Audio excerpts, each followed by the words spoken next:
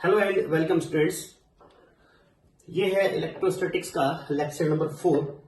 Lecture number 3 में हमने discuss किया था मेथड्स ऑफ चार्जिंग पर कि किसी भी न्यूट्रल ऑब्जेक्ट को हमने किस तरीके से चार्ज किया था। उसके लिए आप इलेक्ट्रोस्टैटिक्स का लेक्चर 3 देख सकते हैं।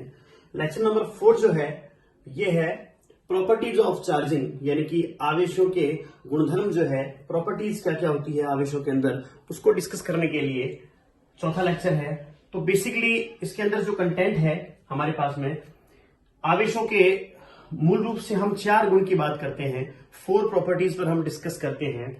तो सबसे पहली प्रॉपर्टी है एडिटिविटी, जिसे हम बोलते हैं योज्यता। दूसरी है इनवेरियंस ऑफ चार्ज, जिसको अपन बोलते हैं निश्चरता। तीसरी है कंजर्वेशन ऑफ चार्ज, जिसको हम कहते हैं आवेश संरक्षण। और जो 4th प्रॉपर्टी हम डिस्कस करने वाले हैं वो है आवेशों का क्वांटीकरण, यानी कि क्वांटाइजेशन ऑफ चार्ज। तो बहुत ही सिंपल कॉन्सेप्ट है। सबसे पहला कॉन्सेप्ट है additivity of charge. Additivity of charge क्या है? देखिए, बेसिकली जो चार्ज है, आवेश जो है, वो एक अदिश राशि है, स्केलर क्वांटिटी है, इसकी कोई डायरेक्शन नहीं होती है। तो इसलिए यहां पर आप इसका जो डेफिनेशन इसकी क्या है, स्टेटमेंट ऑफ दिस एडिटिविटी जो है वो है total charge of a system is obtained by adding algebraically all the charges present in system. किसी निकाय का कुल आवेश उसमें उपस्थित सभी आवेशों के बीजीय योग के तुल्य होता है। बीजीय योग का मतलब क्या होता है? सिंपली कि अगर आपके पास में जैसे ये कोई सिस्टम है, ये है, इस पर अलग अलग पॉइंट चार्जेस हैं, डिफरेंट पॉइंट चार्जेस हैं। जैसे यहां पर एक चार्ज पड़ा है, यहां पर एक चार्ज पड़ा है, यहां पर एक चार्ज पड़ा है, यहां पर एक चार्ज पड़ा है, अलग अलग चार्ज जो है वो अलग अलग पॉइंट पर है। और हमें देखना है कि इसका नेट चार्ज कितना है, इसका जो कुल आवेश है वो कितना है। तो नेट चार्ज या कुल आवेश देखने के लिए आपको उसके अंदर सबसे पहले ये देखना पड़ेगा कि इसके अंदर पॉजिटिव चार्ज कितने हैं, इसके अंदर नेगेटिव चार्ज कितने हैं। पॉजिटिव वालों को अलग से ऐड करो, नेगेटिव वालों को अलग से ऐड करो और फिर उनको माइनस कर देंगे। जैसे यहां पर आप एक एग्जांपल देख सकते हैं मेरे साथ। ये एक ऑब्जेक्ट है, इसके अंदर देखो यहां पर जो आवेश रखे हुए हैं, जो चार्ज रखे हुए हैं, वो यहां पर है +9e, +4e, -3e and -e। तो पॉजिटिव वालों को आप अलग से ऐड कर सकते हैं, मतलब 9e और 4e, इनको आपने अलग से ऐड किया और इसमें से हम माइनस कर देंगे इसको, नेगेटिव वालों को, इनको अलग से ऐड करो। नेगेटिव वाले कौन कौन से हैं? 3e और e। तो रिजल्ट क्या रहेगा? 9 + 4 13e, 13e प्लस में 3e प्लस e, 4e हो गए माइनस में। तो 13 - 4 कितना रह जाएगा? 9e positive. ये है एडिटिविटी कि किसी भी ऑब्जेक्ट के अंदर जो रिजल्टेंट चार्ज देखने के लिए उसको आप एल्जेब्रिकली, यानी कि बीजगणितीय रूप से जोड़ देंगे। तो बीजगणितीय रूप से जोड़ने का मतलब यही होता है कि जो पॉजिटिव है उनको अलग से जोड़े, नेगेटिव वालों को अलग से जोड़े और पॉजिटिव में से नेगेटिव को माइनस कर दें। क्लियर है? बिल्कुल। इसी तरीके से दूसरा पॉइंट आपके पास में आ जाएगा इनवेरियंस ऑफ चार्ज, निश्चरता। आवेश जो है वो इनवेरियंट है। एक लाइन में बहुत आसानी से ध्यान रखनी है ये बात। ये इसके अंदर स्टेटमेंट तो मैं आपको बाद में बताऊंगा, इसको मैं पहले सिंपली समझा दूं क्या कहना चाह रहा है। ये कहना चाह रहा है कि सपोज ये जो मार्कर है, ये मान लो कोई भी वस्तु, इस पर आवेश है और इसका जो आवेश है वो 1 कूलम है। फॉर एग्जाम्पल मैंने इसका आवेश ले लिया 1 कूलम और ये एट रेस्ट है, रुका हुआ है, स्थिर है। तो जब ये रुका हुआ है तो इसका चार्ज कितना नोट किया हमने? 1 कूलम। अब ये मूव करना शुरू कर देता है, चाहे वॉटेवर, किसी भी वेलोसिटी से, किसी भी वेग से ये गति करना शुरू कर देता है। तो गति करने के बाद में भी इसका जो चार्ज है, इसका जो आवेश है वो 1 कूलम ही रहेगा, उसमें कोई भी चेंज नहीं आएगा। ये है इनवेरियंस। तो अब आप इसका स्टेटमेंट पढ़ सकते हैं, charge of object is independent from the motion और वेलोसिटी। यानी किसी भी वस्तु का जो आवेश है वो गति और उसके वेग पर निर्भर नहीं करता। यहां लिखा मैंने q रेस्ट बराबर में q मूविंग, कि वस्तु का जो चार्ज, यानी कि जो आवेश रुका हुआ, जो जितना उसका आवेश है वो सेम चार्ज, वही आवेश कब हो जाएगा? जब वो मूविंग होगा। तो ये दूसरा हो जाएगा निश्चरता यानी कि इनवेरियंस। इसके अंदर अगर मैं एक चीज ऐड कर दूं, चार्ज के अलावा एक प्रॉपर्टी होती है मास। चार्ज के लिए यानी कि आवेश के लिए मैंने आपको क्या बताया कि अगर कोई वस्तु रुकी हुई है और उसका चार्ज क्यू है, तो गतिशील होने पर भी उसका चार्ज, मूविंग होने पर भी उसका आवेश यानी कि चार्ज कितना रहेगा, क्यू रहेगा, उसमें कोई चेंज नहीं आएगा। जबकि उसका जो मास है वो बदल जाता है, वो चेंज हो जाता है, उसका जो मास है बदल जाएगा। अगर कोई ऑब्जेक्ट जो है वो रुका हुआ है, स्थिर है तो उसका मास है m0। अगर वो मूव करना शुरू कर देगा तो उसका मास कितना हो जाएगा, m हो जाएगा। और ये रिलेशन है m बराबर में m0 upon 1 minus v square upon c square. ये क्या है, ये है मूविंग मास, मतलब गतिशील अगर जो वस्तु कर रही है उस समय इसका द्रव्यमान है। और ये है इसका रेस्ट मास, यानी कि जब वस्तु रुकी हुई है तब उसका द्रव्यमान कितना है, m0। गतिशील में कितना है, m। तो m बराबर में m0 1 minus V square upon C square. v यहां पर है वेलोसिटी हो जाएगी उसकी, वेलोसिटी ऑफ ऑब्जेक्ट, उस ऑब्जेक्ट का जो वेग है वो कितने वेग से गति कर रहा है। और c आपको पता है स्पीड ऑफ लाइट होती है 3 × 10⁸ मीटर पर सेकेंड। यानी चार्ज और मास में हम बहुत बार कंपैरिजन करते हैं, तो यहां पर एक कंपैरिजन ये भी हो गया कि जो मास है वो यहां पर इनवेरियंस, लॉ ऑफ इनवेरियंस को फॉलो नहीं करता, जबकि चार्ज जो है वो इनवेरियंस को फॉलो करता है, क्योंकि क्यू रेस्ट बराबर में क्यू मूविंग।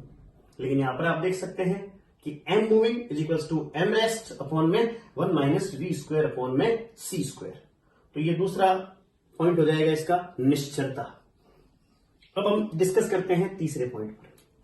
तीसरा पॉइंट है हमारा conservation of charge. Conservation of charge का मतलब हुआ आवेश संरक्षण, कंजर्वेशन।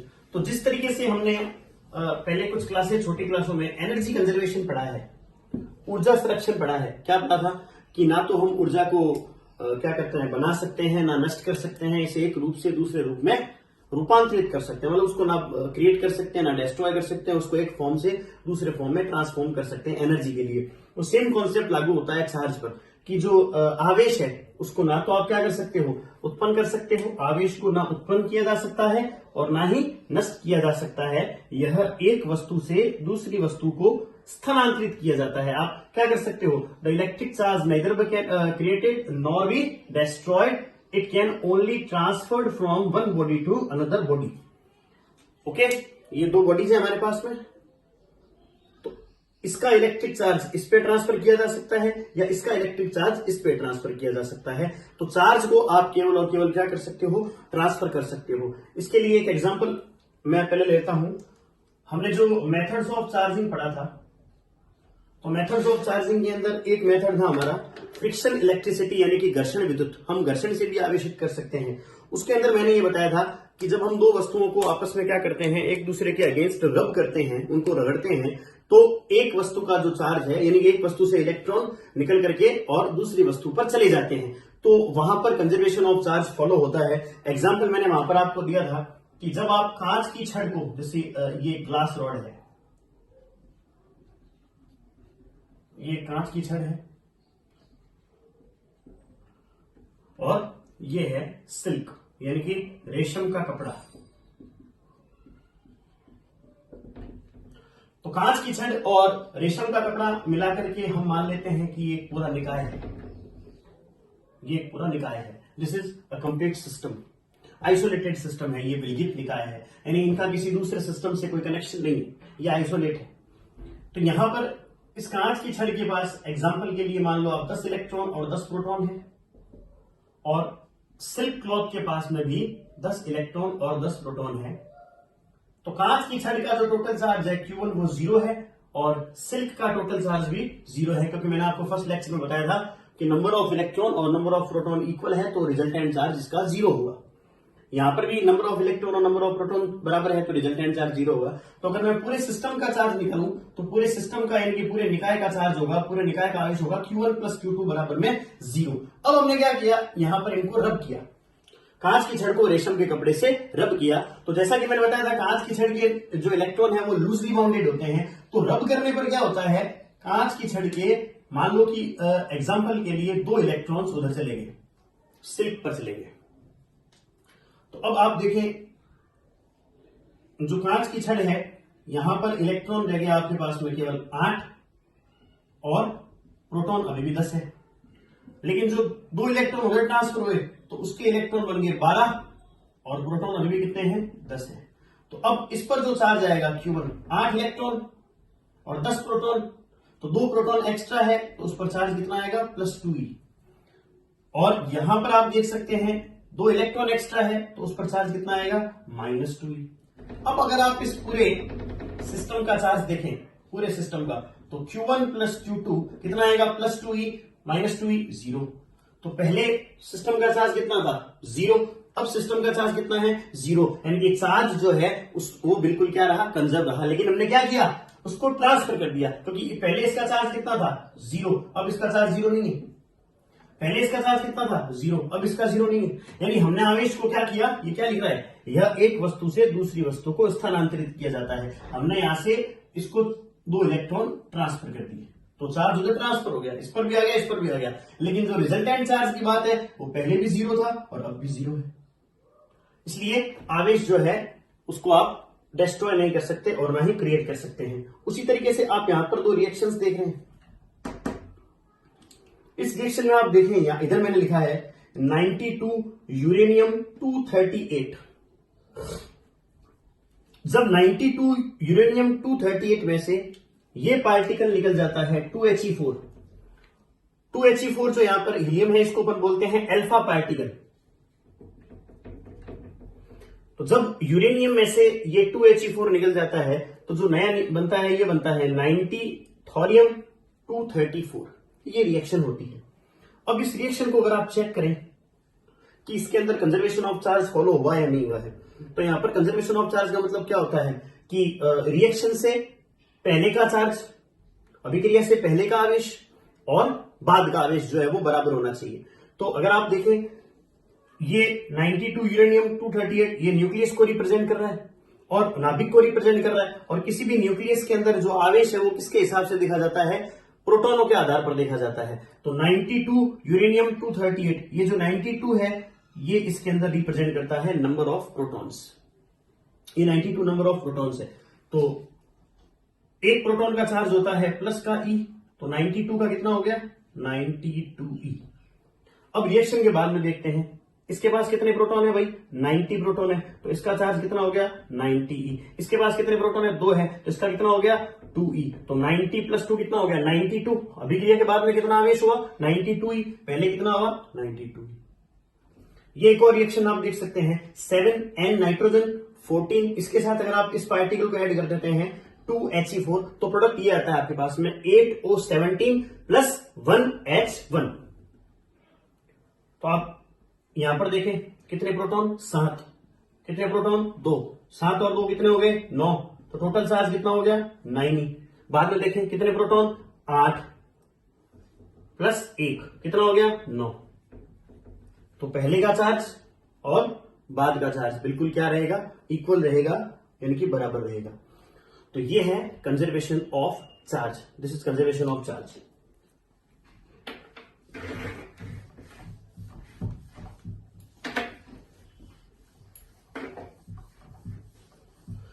अच्छा, इस क्वेश्चन को जनरली ऐसे भी पूछा जा सकता है, यहां पर x लगा करके, जैसे ये 7N14 + 2He4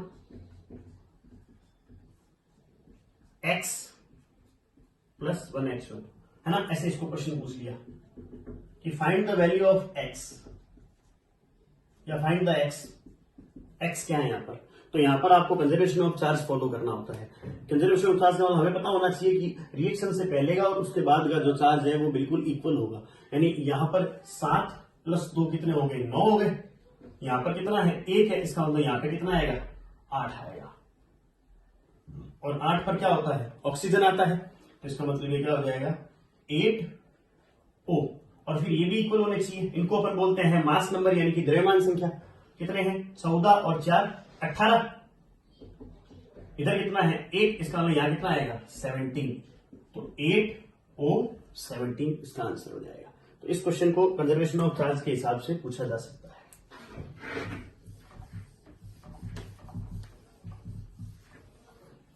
अब जो इसकी फोर्थ प्रॉपर्टी हम देखते हैं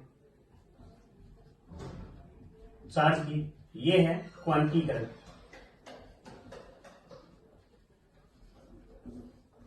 यानी कि quantization. This is the fourth property of charge, quantization यानी कि क्वांटीकरण। क्वांटीकरण क्या होता है? आपको वेरी फर्स्ट लेक्चर के अंदर ये समझाया था, इलेक्ट्रोस्टैटिक्स का जो फर्स्ट लेक्चर आप इसी चैनल पर देख सकते हैं, उसके अंदर ये समझाया था मैंने कि किसी भी न्यूट्रल ऑब्जेक्ट को अगर आपको चार्ज करना है, किसी भी उदासीन वस्तु को अगर आप आवेशित करना चाहते हैं, तो उसके लिए ये जरूरी है कि आप उसमें से या तो इलेक्ट्रॉन निकाल लें या उसको इलेक्ट्रॉन दें। या तो इलेक्ट्रॉन निकाले जाएंगे या उसको इलेक्ट्रॉन दिए जाएंगे। तो एग्जांपल के लिए कि जब आप किसी वस्तु में से एक इलेक्ट्रॉन निकालेंगे तो उस पर ये वाला चार्ज आएगा प्लस ई, समझाया था मैंने। अगर आप एक इलेक्ट्रॉन उसको देंगे तो ये वाला चार्ज आएगा माइनस ई।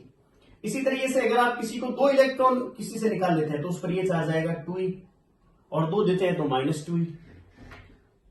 3 इलेक्ट्रॉन निकाल लेंगे 3e, यानी कि आप देख सकते हैं किसी भी वस्तु पर जो चार्ज आएगा, किसी भी वस्तु पर जो आवेश आएगा, वो इलेक्ट्रॉनों के स्थानांतरण के कारण ही आएगा। और इलेक्ट्रॉन या तो 1 निकाल सकते हैं या 2 निकाल सकते हैं या 3 या 4 या 5 या 6 इस तरीके से। तो इसका मतलब जो किसी भी वस्तु पर जो आवेश होगा वो कितना होगा, या तो इलेक्ट्रॉन के आवेश के बराबर ई, या इलेक्ट्रॉन के आवेश का 2 गुना डबल, या इलेक्ट्रॉन के आवेश का 3 गुना, या 4 गुना या 5 गुना।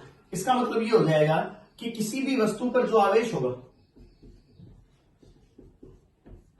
किसी वस्तु पर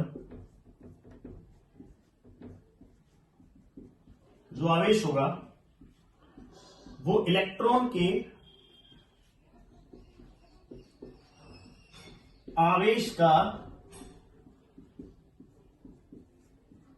पूर्ण गुणज होगा। Charge of an object will be integer multiple of electrons charge। किसी भी वस्तु पर जो चार्ज होगा वो इलेक्ट्रॉन के आवेश का पूर्ण गुणज होगा। मतलब इलेक्ट्रॉन के आवेश का क्या होगा, इलेक्ट्रॉन का आवेश e या 2 या 3 या 4, ये वाला फॉर्म नहीं होता 1.5e। क्यों? क्योंकि 1.5e कब आएगा कि पहले हम 1 इलेक्ट्रॉन निकालें उसके बाद में आधा निकालें 0.5, वो पॉसिबल नहीं है। तो e के बाद में सीधा कितना आ जाएगा 2e, 2e के बाद में सीधा क्या आ जाएगा 3e, 3e के बाद में सीधा क्या आ जाएगा 4e। यानी कि जो इलेक्ट्रॉन किसी भी वस्तु का जो आवेश है वो क्या है, क्वांटाइज्ड है। इसको अपन बोलते हैं क्वांटाइज्ड, और उसका जो सबसे छोटी वैल्यू है उसको बोलते हैं क्वांटा। तो चार्ज का क्वांटा मैंने पहले लेक्चर में बताया है, ये होता है quanta of charge. Quanta of charge कौन होता है, इलेक्ट्रॉन का चार्ज।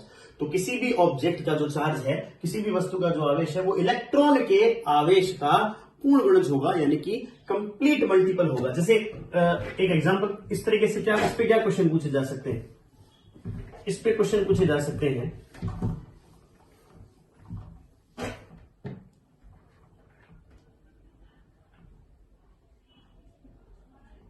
क्या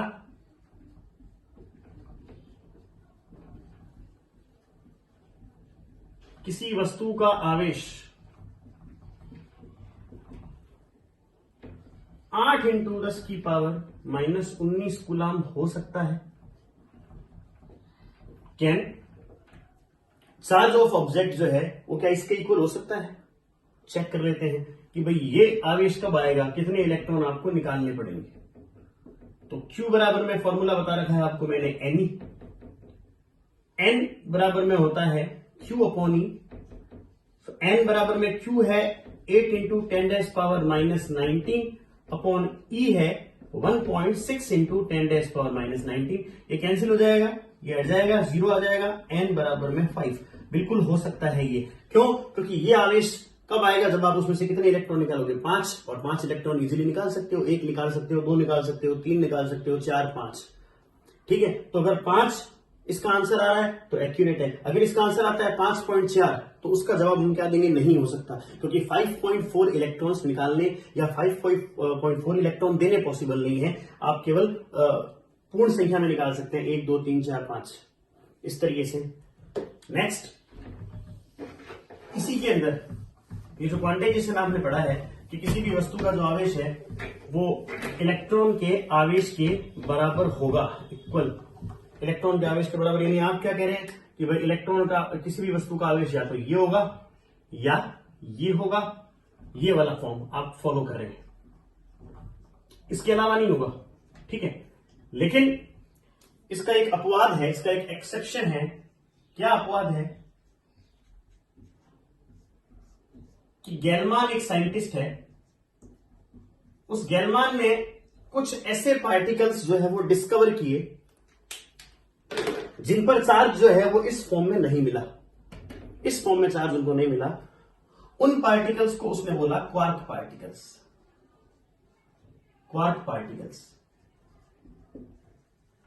क्वार्क कण।